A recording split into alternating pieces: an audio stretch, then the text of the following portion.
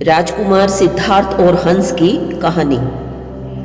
गौतम बुद्ध के बचपन का नाम सिद्धार्थ था।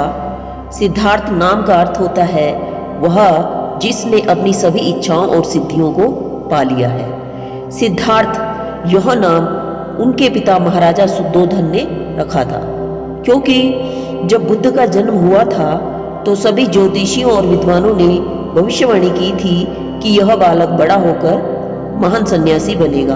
परंतु बालक बुद्ध के पिता राजा शुद्धोधन को यह बात अच्छी नहीं लगी, क्योंकि वे अपने पुत्र को एक महान राजा के रूप में देखना चाहते थे, न कि एक सन्यासी के रूप में।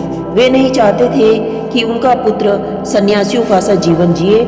इसलिए सिद्धार्थ के रहने की व्यवस्था उन्होंने महल की चारदीवारी के अंदर ही कर दी थी, जिसके अंदर सभी सुख सुविधाएं, विलासिता की सभी वस्तुएं विद्यमान थी, ताकि उनके पुत्र को किसी प्रकार के दुख की अनुभूति न हो।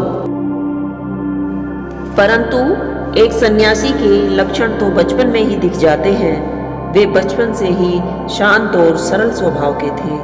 दया और करुणा तो उनके मन में कूट कूट कर भरी थी। अक्सर सिद्धार्थ एकांत में जाकर ध्यान मग्न रहा करते थे। एक दिन की बात है, सिद्धार्थ अपने उपवन में एक शांत जगह इसी प्रकार ध्यान मग्न थे। तभी एक घायल हंस उनके सामने आ गिरा, जिससे उनका ध्यान भंग हो गया। जब उन्होंने अपनी आंखें खोली तो देखा सामने एक हंस तीर के वार से बुरी तरह घायल होकर तड़फ रहा है। उसे इस अवस्था में देख राजकुमार सिद्धार्थ का मन द्रवित हो उठा और उन्होंने उसे तुरंत उठा लिया।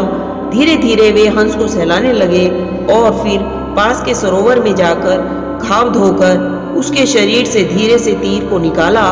तीर निकलते ही हंस दर्द से तड़प उठा। तब सिद्धार्थ उसे सहलाते हुए उसके घाव पर पट्टी बांध देते हैं। राजकुमार को उसी समय एक ओर से कुछ शोर सुनाई देता है। कुछ दूरी से उन्हें उनका चचेरा भाई देवदत्त आता हुआ दिखाई देता है। देवदत्त जब सिद्धार्थ के हाथ में हंस को देखता है तो बहुत खुश हो जाता है और हंस को लेने के लिए सिद्धार्थ के पास आ जाता है। देवदत्त, सिद्धार्थ, यह हंस तुम्हारे पास है और मैं इसे कब से इधर उधर ढूंढ रहा था। यह तो मेरा शिकार है, अब जाकर मिला है, इसे मुझे दे दो। सिद्धार्थ, नहीं देवदत्त, यह हंस मेरा है। यह तो कब का दम तोड़ देता अगर मैं समय पर इसकी चिकित्सा न करता। तब देवदत्त कहता है, यह मेरा शिकार है, इसे मुझे दे दो। तुम जबरदस्ती इसे हड़पना चाहते हो। इस प्रकार दोनों भाइयों में घायल हंस को लेकर वाद विवाद बढ़ गया। तब दोनों ने यह निर्णय लिया, यह हंस किसका है, इसका निर्णय महाराज शुद्धोधन के पास जाकर ही होगा। और दोनों भाई अब राज दरबार न्याय के लिए जा पहुंचे।